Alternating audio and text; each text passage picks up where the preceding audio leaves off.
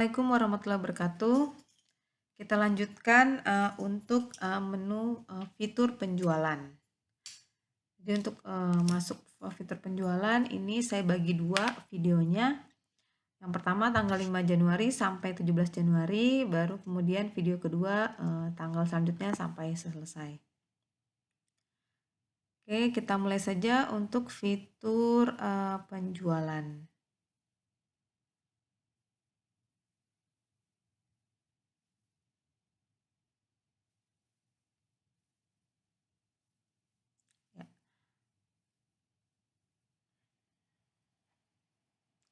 Tanggal 5 Januari. Perusahaan melakukan penginputan nomor faktur pajak yang dapat digunakan oleh perusahaan. Oke. Untuk faktur pajak di menu pajak, ini ada penomoran faktur pajak. Tinggal kita masukkan saja.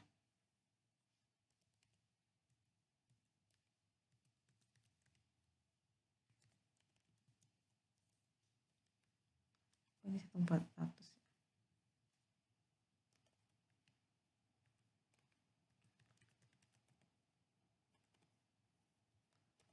Satu.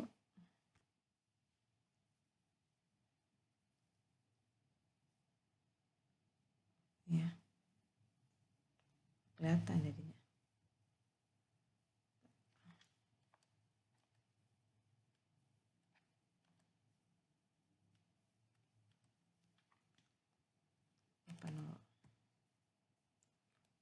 Satu, 19. Oke. Sudah berhasil nih, berhasil disimpan ya. Kita lihat hasilnya ini. Oke, saya ternyata sudah. Saya hapus dulu deh kalau gitu. Ternyata saya sudah masukin. Ya, ini ya, sudah ada satu. Oke, kita lanjutkan. Tanggal 6 Januari, perusahaan mengirimkan penawaran penjualan kepada CV Berkah dengan rincian sebagai berikut. Oke. Nah, untuk penjualan ini urutannya nih ya, dari penawaran lalu masuk ke pesanan. Jadi kita mengirimkan penawaran dulu kepada pelanggan. Nah, jika pelanggan setuju, maka pelanggan akan melakukan pesanan. Lalu setelah pesanan dipesan oleh pelanggan, kita kirim dulu barangnya. Baru mungkin dia menyetorkan uang tunai ataupun tidak, boleh juga. Lalu setelah barang dikirim, baru kita kirim faktur penjualan. Baru dibayar oleh pelanggan. Nah, setelah dibayar, ternyata baru bisa retur ya gitu. Jadi urutannya, tapi urutannya boleh meloncat juga ya. Boleh dari pesanan langsung faktur juga boleh, pesanan langsung uang muka boleh. Oke, itu kalau kita lihat di sini diagramnya sebentar. Kalau di pesanan penjualan ya, kita masukkan penawaran dulu ya. Nah, ini penawaran penjualan. Kalau kita lihat di petunjuk penggunaan, bagian penjualan ini, kalau kita pilih ini penjualan. Nah, ini dia nih. Ini ya, pertama penawaran lalu ke pesanan. Lalu baru pesanan boleh bisa langsung uang muka, boleh juga langsung faktur juga boleh, langsung kirim barang juga boleh ya setelah itu. Nah, yang pasti cuma retur ini harus setelah faktur atau setelah bayar ya, tidak bisa habis pesan, habis kirim barang terus retur, tidak bisa.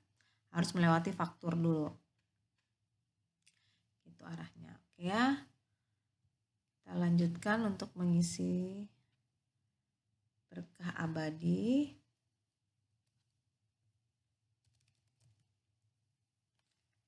Tanggal 06/01/2019.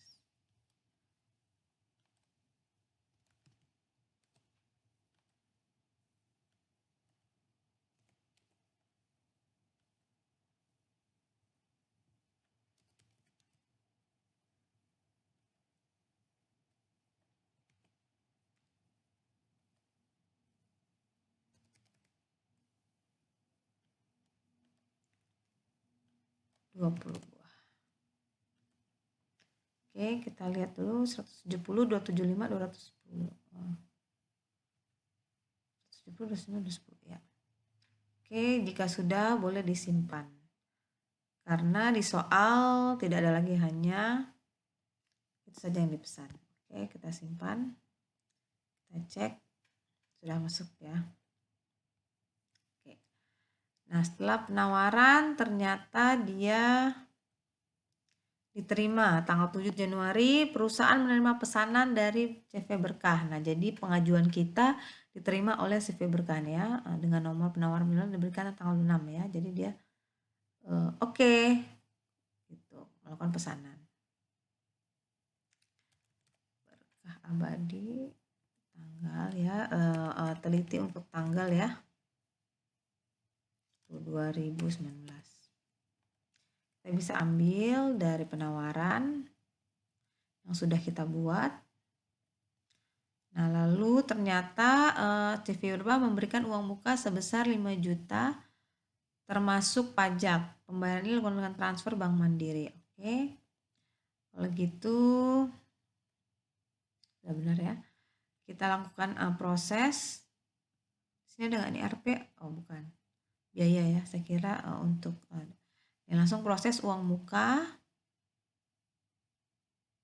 Nah, tanggalnya jangan lupa 07/01/2019.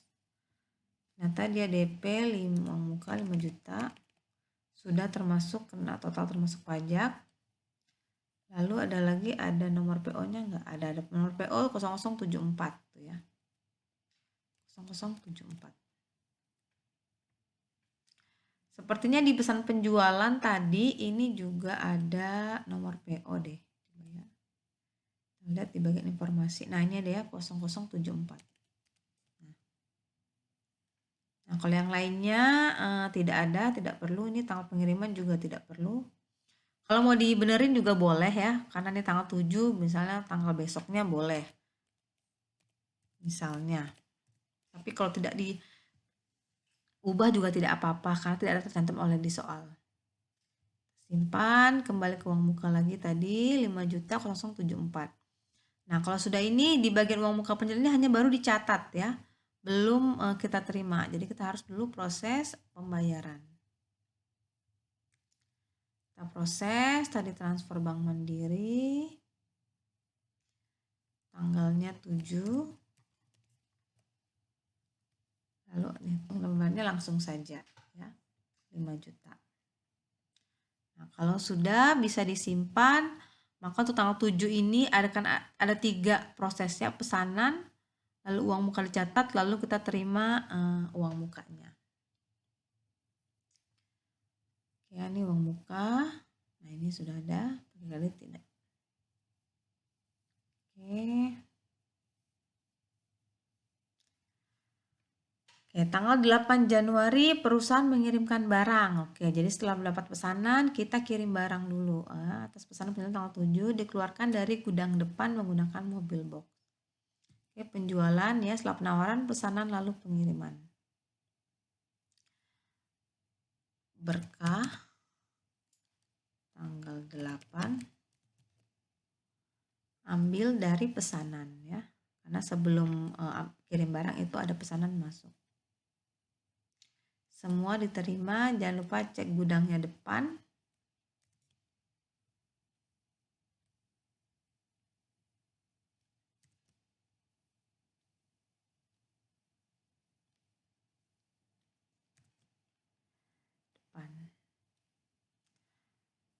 Pengiriman mobil box.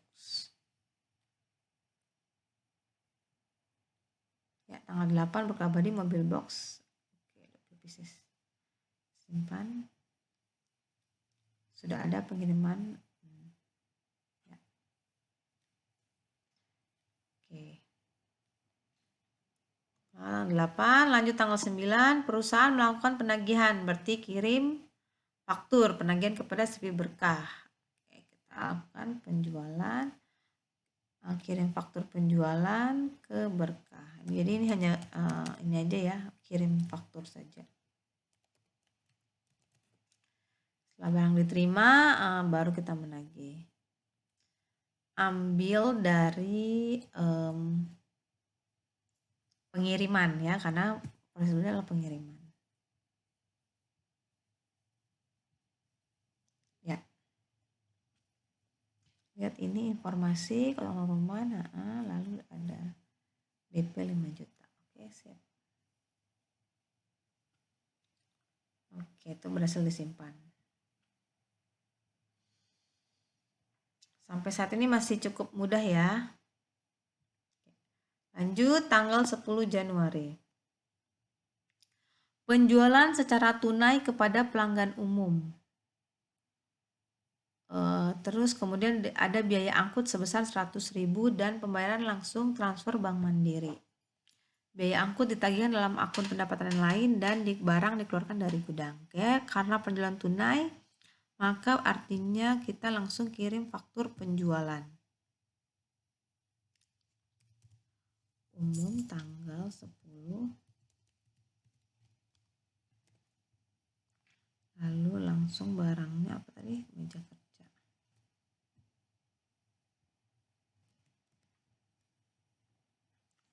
15 buah dari gudang depan.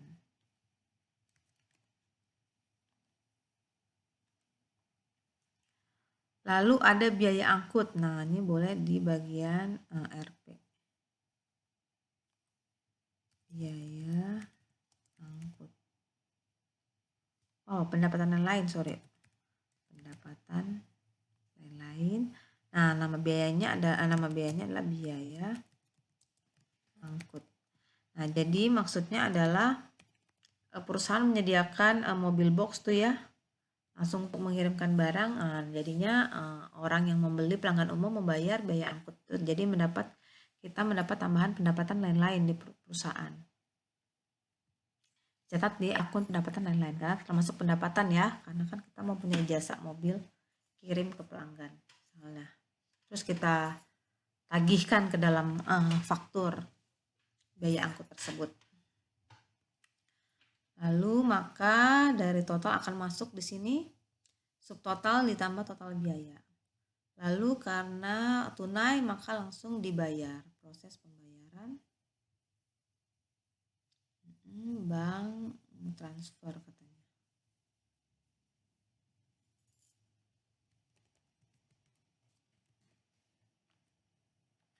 Ya.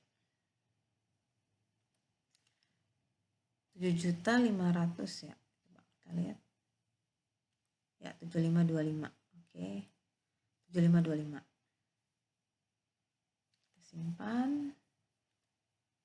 Ya, sudah ada ya.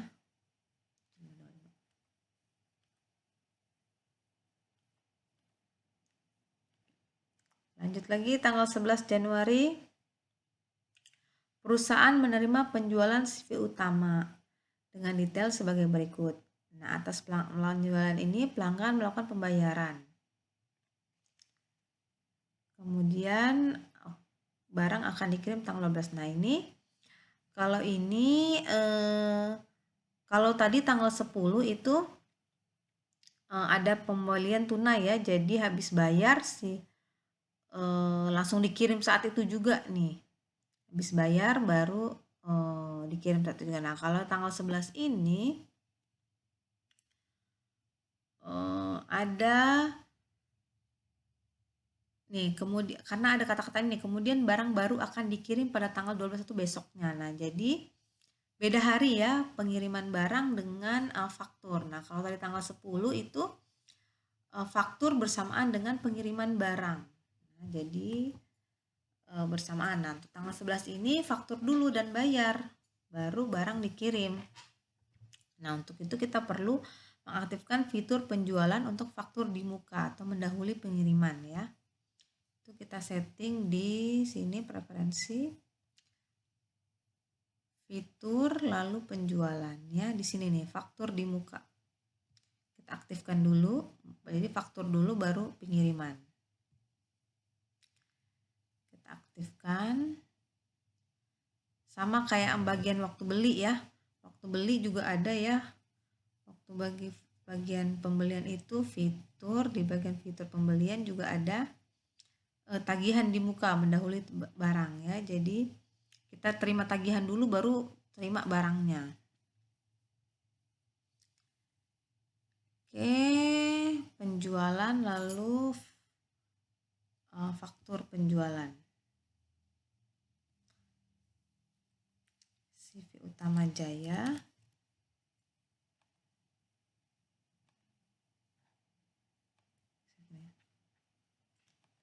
11.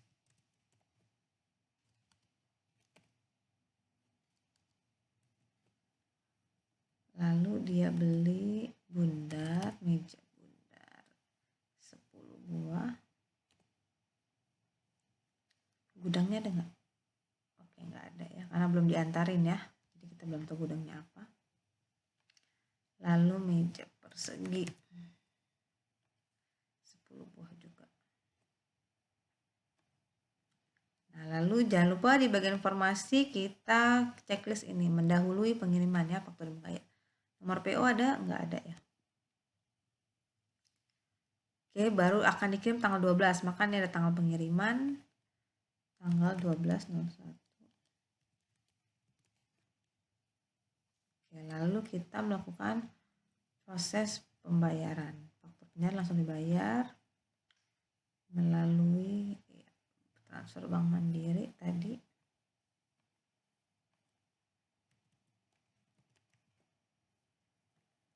Nilai pembayarannya sekian, benar. Transfer benar, lalu transfer semua ya. Sudah sesuai ini sesuai dengan tagihan. Oke, kita simpan tanggal 11 Januari. Sudah muncul. CV Utama Jaya lunas, pelanggan umum juga lunas.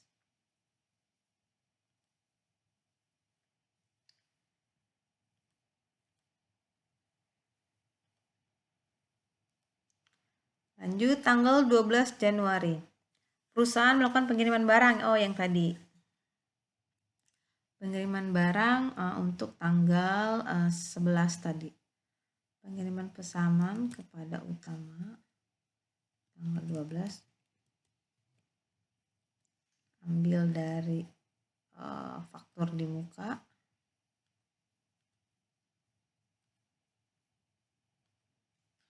Mobil box. Lalu gudangnya apa ya tadi? Oh ya, gudang depan. Dan cek stok meja bundar. Gudang depan.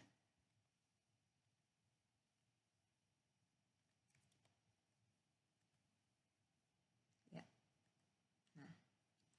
Lihat ya, ini stok gudang ada 30 ya, yang keluar 10. Oke, kalau sudah, apalagi di soal. Berapakah sisa stok meja bundar? Oke, setelah kita simpan dulu. Baru kita cek stok meja bundar itu ada di, sudah masuk ya, di persediaan, barang dan jasa. Lalu kita cari datanya, meja bundar ya. Ya, meja bundar. Lalu ada saldo di sini. Nah, ini ada 130 pieces. Masih ada untuk disaldo di semua gudang. Kalau ini 2010 ini saldo awalnya. Jadi masih banyak ya. Oke, kalian sama nggak dicek dengan hasil saya? Lanjut tanggal 13 Januari. Perusahaan menerima retur. Oh, ternyata tadi yang berkah abadi faktur tanggal 9 ada retur sebuah kursi bar sebanyak 1 pieces karena barang cacat. Barang retur masuk ke gudang depan. Oke, berarti di penjualan retur berkah tanggal 13 ya. Ya. Lalu retur dari faktur yang tanggal 9 ya ada. Nah, ambil kursi bar, tinggal diganti hanya 1 saja. Dari masuk ke gudang depan. Nah, jangan lupa tadi katanya kursi bar 1 buah 1 piece karena barang cacat. Oke. Dari gudang depan sudah ya tadi ya. Nah, boleh kita tambahkan informasi di bagian keterangan. Kursi bar 1 cacat. Nah, supaya nanti muncul, kita save di data sininya. Tuh, ada retur tuh kenapa, yaitu kursi bar 1 cacat.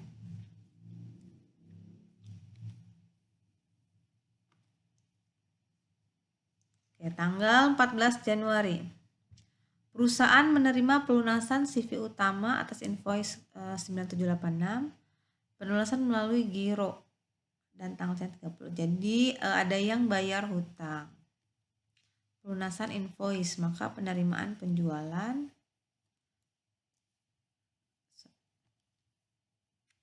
CV utama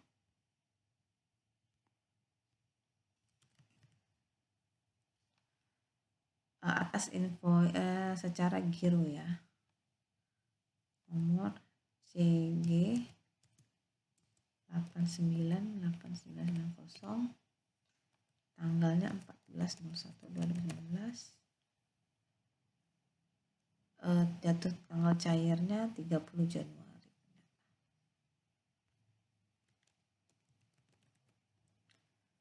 Oke, lalu untuk invoice 976 kita, nah ini benar 976,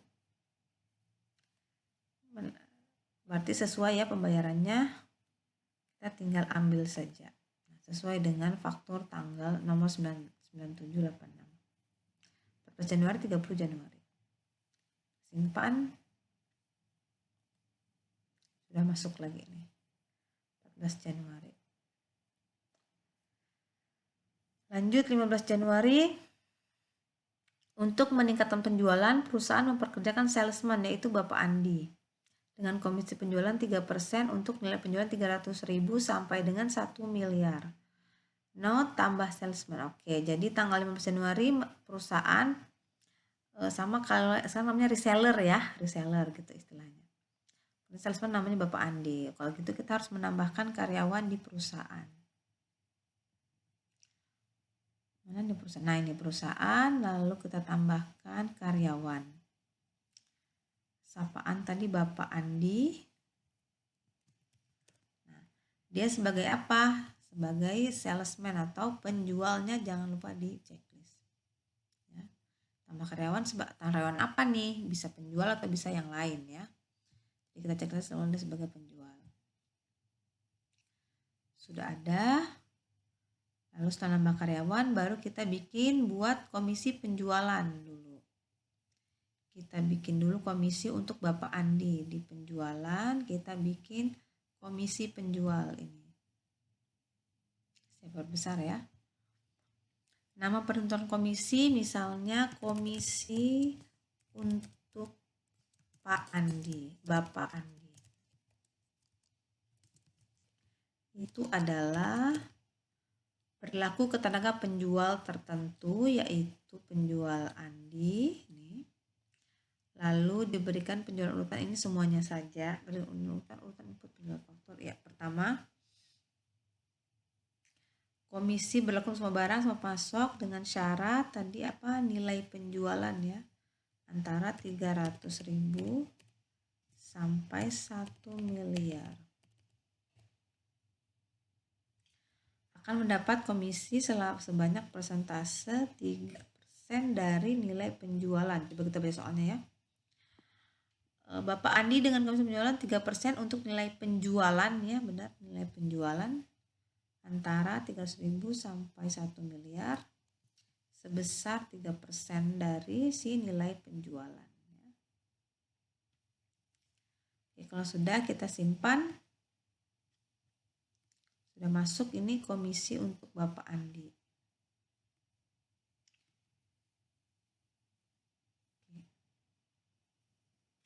Tanggal 16 ternyata Bapak Andi berhasil nih menjual secara tunai kepada CV Utama Jaya dengan detail. Nah, berarti secara tunai maka penjualan, faktur penjualan.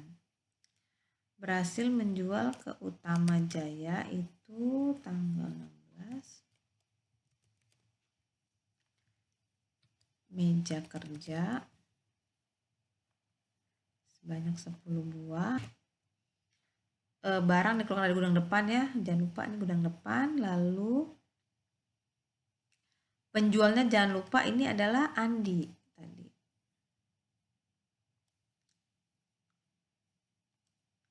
Bunda juga 10 buah. Gudang depan Bapak Andi juga penjualnya. Kaca, salah, bukan kursi kaca, meja.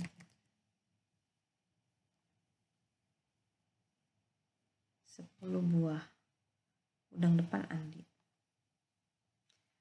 Lalu karena tunai, oh iya ada diskon nih. Kemudian penjualan ini utamanya mendapatkan diskon faktur sebesar 2%. Lalu penerimaan diterima melalui transfer. Oke, kalau kita cek nih diskon faktur, maka ini si faktur dia kasih diskon di sini. Tadi berapa persen? 2%. Nah, kalau 2% diklik aja ini 2. Atau misalnya dikasih diskon 500.000, maka langsung aja ketik nilainya di sini. Jangan kasih persen ya.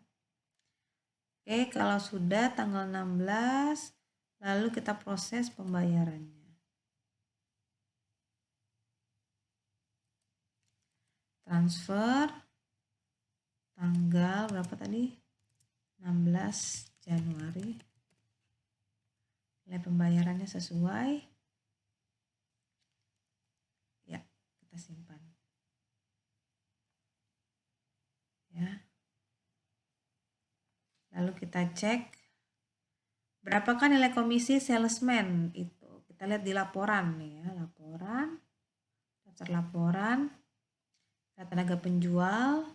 Ini ada bisa ringkasan komisi dihitung per faktur boleh, per periode boleh. Sama rincian atau ringkasan sama ini rincian aja nih boleh. Di sini notnya ringkasan komisi, di ringkasan komisi per periode boleh. Januari 2019. Nah, ini sudah muncul Andi dapat nilai komisi 351.000.